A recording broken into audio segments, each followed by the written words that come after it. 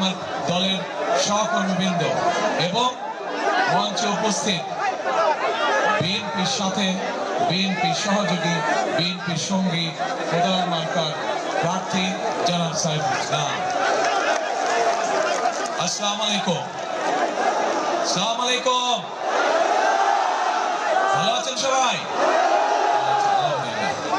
এখন প্রিয় ভাই বোনেরা, আজকে এটা হচ্ছে আমাদের নির্বাচনী জনসভা।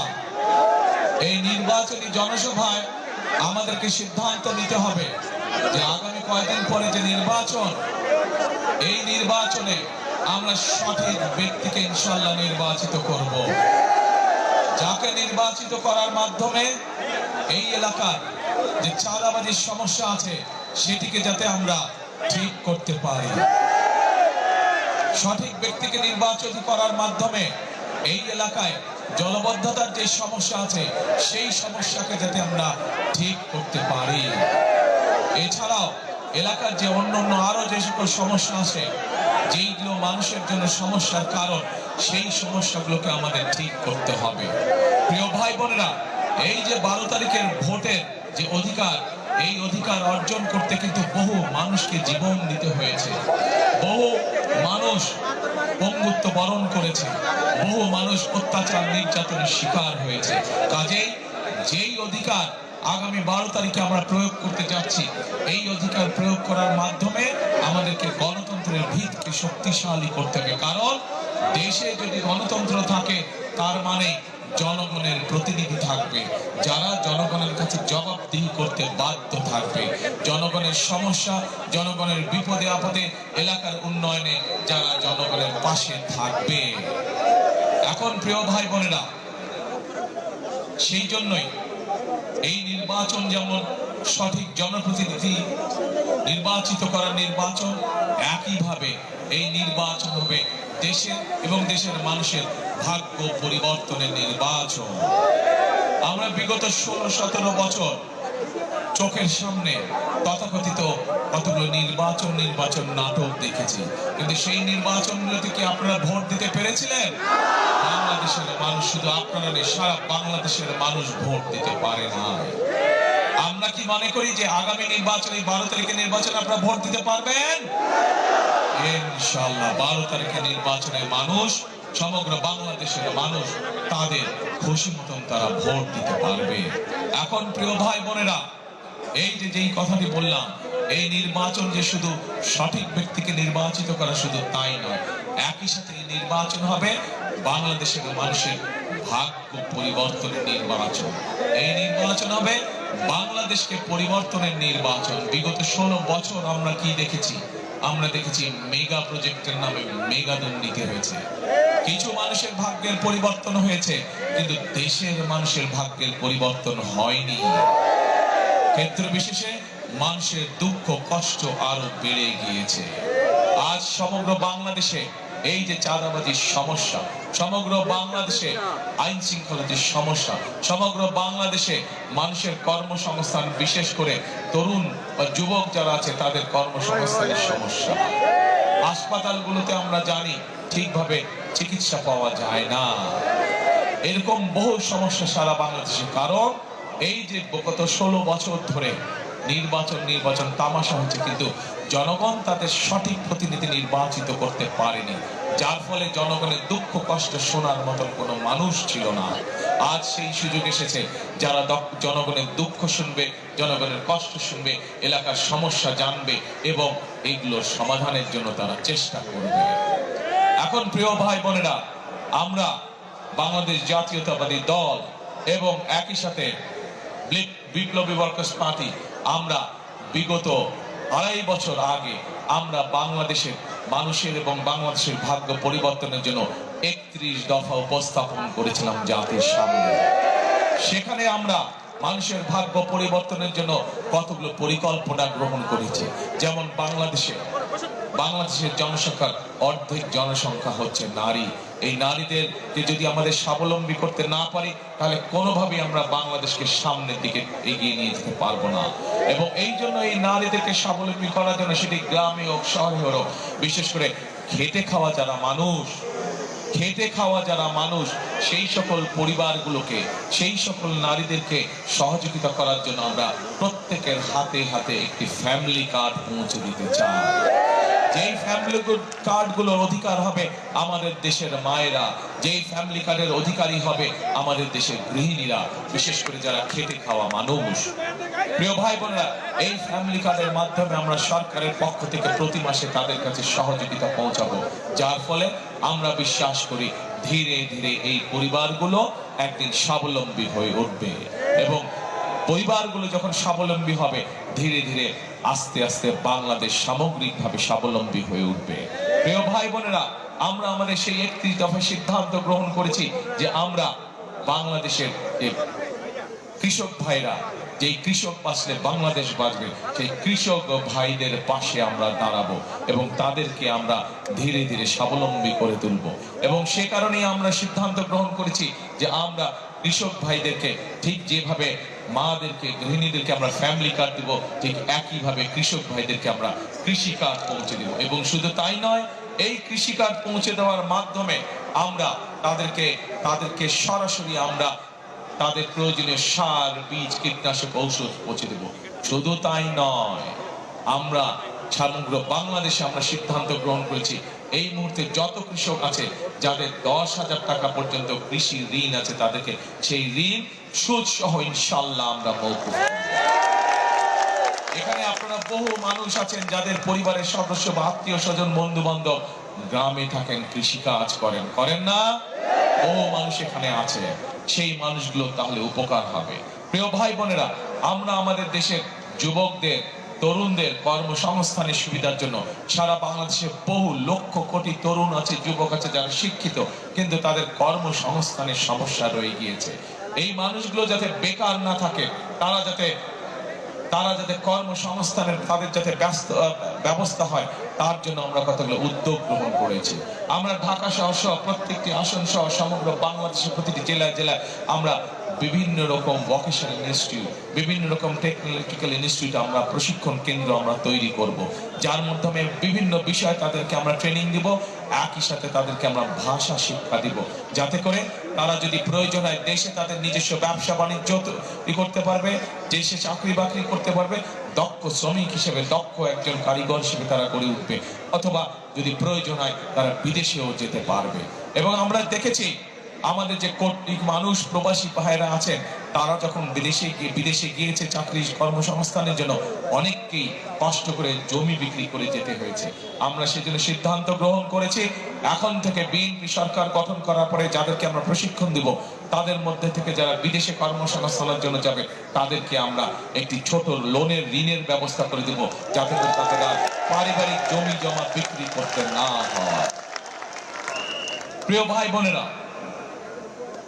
আমরা বাংলাদেশে একটি শ্রেণীর মানুষ আছে, যে মানুষগুলো আমাদের জীবন থেকে মৃত্যু পর্যন্ত যারা আমাদের সাথে সম্পর্কিত, তাদের সাথে আমাদের আত্মার এবং আধ্যাত্মিক সম্পর্ক আছে। এই মানুষগুলো আমাদের সমাজেরই অংশ। এই মানুষগুলো আমাদেরকে বিভিন্ন সময়, জীবনের বিভিন্ন বিপদের সময় তারা আমাদেরকে বিভিন্ন ভালো পরামর্শ দিয়ে থাকে। এই মানুষগুলো কারা? তারা হচ্ছেন আমাদের মসজিদ, মক্তব এর ইমাম সাহেব, খতিব সাহেব, মুয়াজ্জিম সাহেব সহ অন্য ধর্মের মানুষ, অন্য ধর্মের যারা গুরু আছেন, ধর্মগুরু, তারা। এই মানুষগুলো অনেকেই মানবতর জীবন যাপন করেন। আমরা সিদ্ধান্ত করেছি ইনশাআল্লাহ বিএনপি ধানের শীষ সরকার গঠন করলে এই মানুষগুলোর জন্য আমরা সরকারের পক্ষ থেকে একটি সম্মানের ব্যবস্থা করব, যাতে তারা একটি সম্মানজনক জীবন যাপন করতে পারে। এখন প্রিয় ভাই বোনেরা, এই যে সংক্ষেপে আপনাদের সামনে আমি আমাদের দলের পরিকল্পনা তো করে ধরলাম, কারণ এখন যদি আপনাদের সামনে দাঁড়িয়ে আমি আমাদের রাজনৈতিক প্রতিপক্ষ সম্পর্কে যদি বকাবাদি করি, গীবত গাই, ওলটপালট কথা বলি, তাতে আপনাদের কোনো লাভ হবে? আপনাদের কোনো লাভ হবে? জনগণের কি লাভ হবে? জনগণের লাভ হবে যখন জনগণের জীবনযাত্রার মান উন্নয়নের জন্য, যখন জনগণের ভাগ্য পরিবর্তনের জন্য কোন রাজনৈতিক দল পরিকল্পনা গ্রহণ করে, কর্মসূচি গ্রহণ করে, এবং সেই পরিকল্পনা এবং কর্মসূচি যখন বাস্তবায়ন করে, তখনই জনগণের লাভ হবে। তাই তো নাকি? প্রিয় ভাই বোনেরা, আপনাদের সামনে অনেক রাজনৈতিক দলের নেতারা এসছে, অনেকে অনেক কথা বলেছে, কিন্তু চিন্তা করে দেখেন, এই মুহূর্তে একমাত্র বিএনপি ছাড়া, বাংলাদেশ জাতীয়তাবাদী দল ছাড়া আর কোন রাজনৈতিক দলের জনগণের ভাগ্য পরিবর্তনের কোন কর্মসূচি নেই। একমাত্র কর্মসূচি, একমাত্র পরিকল্পনা আছে বিএনপির, একমাত্র পরিকল্পনা আছে, এবং যে পরিকল্পনার সাথে বাংলাদেশ ওয়ার্কার্স পার্টিও একসাথে সমান তালে কাজ করে যাচ্ছে। প্রিয় ভাই বোনেরা, এই মুহূর্তে বাংলাদেশে যতগুলো রাজনৈতিক দল আছে, একমাত্র বিএনপি বা বাংলাদেশ জাতীয়তাবাদী দল হচ্ছে সেই রাজনৈতিক দল যারা দেশকে পরিচালনা করার অভিজ্ঞতা রাখে, যাদের অভিজ্ঞতা আছে কিভাবে দেশকে চালাতে হয়, কিভাবে দেশকে সামনের দিকে এগিয়ে নিয়ে যেতে হয়। আর কোন রাজনৈতিক দলের এই অভিজ্ঞতা নাই। সেই জন্যই প্রিয় ভাই বোনেরা, আগামী নির্বাচন একটি অত্যন্ত গুরুত্বপূর্ণ নির্বাচন। যেমন গণতন্ত্রের ভিত্তিকে মজবুত করার নির্বাচন, একইভাবে দেশ এবং জনগণের ভাগ্য গড়ে তোলার নির্বাচন। কাজেই আমাদেরকে এইখানে এই নির্বাচনে সঠিকভাবে সিদ্ধান্ত গ্রহণ করতে হবে, যেন আর কেউ বাংলাদেশের জনগণের রাজনৈতিক অধিকার ছিনিয়ে নিতে না পারে, আর কেউ বাংলাদেশের মানুষের ভাগ্য পরিবর্তনের রাজনীতিকে যাতে আর কেউ ছিনিয়ে নিতে না পারে, সেটি ষড়যন্ত্রের মাধ্যমে। প্রিয় ভাই বোনেরা, আমরা দেখেছি অতীতে কিভাবে বাংলাদেশের মানুষের রাজনৈতিক অধিকার ছিনিয়ে নেওয়া হয়েছিল। ঠিক একইভাবে এখনো একটি রাজনৈতিক দল বিভিন্ন ষড়যন্ত্রে মেতে উঠেছে। আমরা দুদিন আগে দেখেছি পত্রিকায় তাদের রাজনৈতিক দলের সদস্য, সেই রাজনৈতিক দলের সদস্য এই যে ভোটের যে সিল মারে, সেই নকল সিল তৈরি করতে গিয়ে আইন শৃঙ্খলা বাহিনীর ধরা পড়েছে।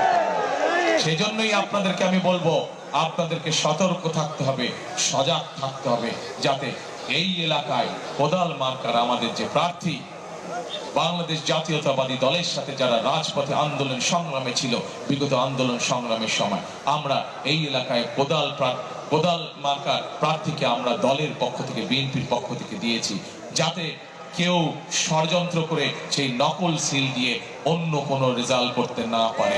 সেই ব্যাপারে আপনাদেরকে সতর্ক থাকতে হবে প্রিয় ভাই বোনেরা, কারণ এইখানে কোদাল জেতা মানেই এখানে ধানের শীষ জেতা, এখানে কোদাল জেতা মানেই এলাকার উন্নয়ন হওয়া। কারণ এখানে কোদাল জিতলেই এবং বিএনপি ধানের শীষ সরকার গঠন করতে সক্ষম হলে আপনাদের এলাকার যেই সমস্যাগুলো এই এলাকার প্রার্থী, কোদাল প্রার্থী জনাব সাইফুল ইসলাম সাহেব বলেছেন, সেইগুলো তখন আমরা সমাধান করতে সক্ষম হব। প্রিয় ভাই,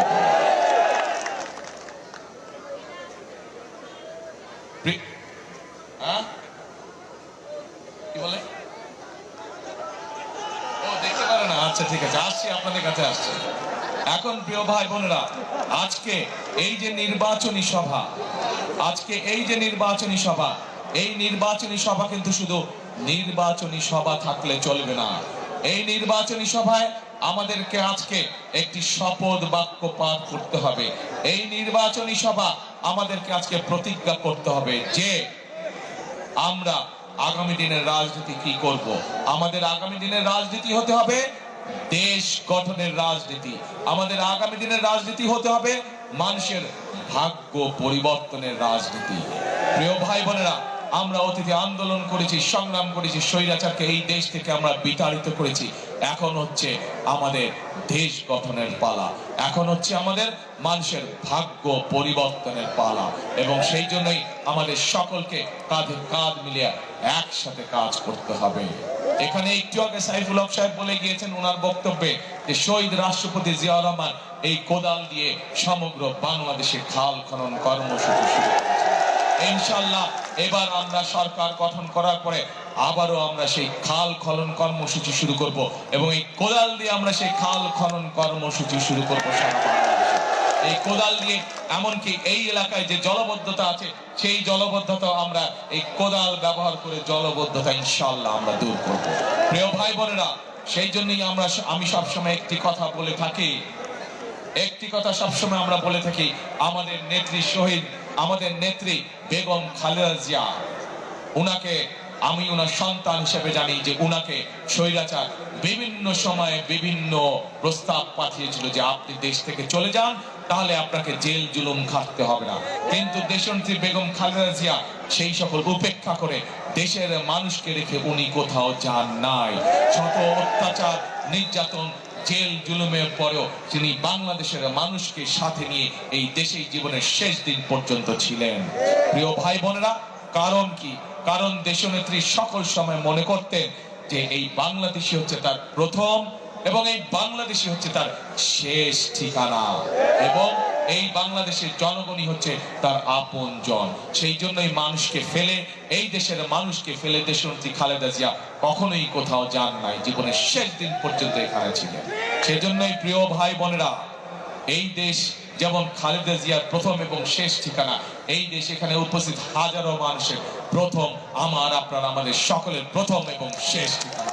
কাজেই এই দেশকে গড়তে হবে আমাদেরকে, এই দেশের মানুষের ভাগ্যের পরিবর্তন করতে হবে আমাদেরকে, এবং আমরা সকলে মিলে ঐক্যবদ্ধভাবে যদি কাঁধে কাঁধ মিলিয়ে কাজ শুরু করি, ইনশাআল্লাহ আমরা দেশের ভাগ্য, দেশের মানুষের ভাগ্য পরিবর্তন করতে পারবো ইনশাআল্লাহ।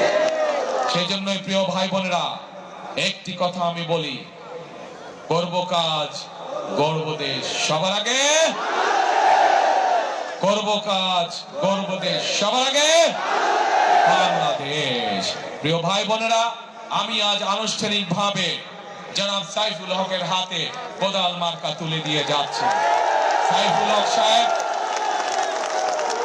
হক সাহেব বিগত আন্দোলন সংগ্রামে আমাদের সাথে কাজ করেছেন। আমরা চাই উনাকে নিয়ে ধানের শীষ চাই, কোদালকে সাথে নিয়ে আগামী দিনে আমরা দেশ পুনর্গঠনের কাজে হাত দিব। আছেন তো আপনারা? দেশ গঠনের কাজে আছেন ইনশাআল্লাহ। প্রিয় ভাই বোনেরা, আবার আপনাদের সাথে দেখা হবে, আবার আপনাদের সাথে কথা হবে, একসাথে আমরা কাজ করব। কে কে আছেন হাত তুলেন ইনশাআল্লাহ। আল্লাহ হাফেজ। বাংলাদেশ জিন্দাবাদ, বাংলাদেশ জাতীয়তাবাদী দল জিন্দাবাদ। আসসালামু আলাইকুম।